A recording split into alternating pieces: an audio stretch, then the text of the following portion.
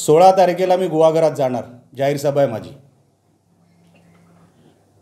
जी काय उरली सुरली तुझी आबरू आहे ना भास्कर जाधव, तुझ्या मतदारसंघात येऊन काढणार। कोणाला चॅलेंज देत आहे? मी चॅलेंज देतो ना। 16 तारखेला येतोय मी गुहागरात,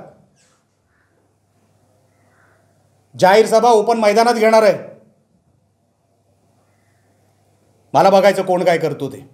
हा भास्कर तर आम्ही संपवलं। भास्कर जाधव, शेवटची वॉर्निंग आहे। वॉर्निंग वगैरे नाहीच, आता डायरेक्ट तुला जे करायचे ते कर, तुला जिथे तक्रार करायची तिथे तक्रार कर। राणे साहेबांवर इथून पुढे एक शब्द जरी काढलास, निलेश राणे तुला शोधणार, एवढं लक्षात ठेव।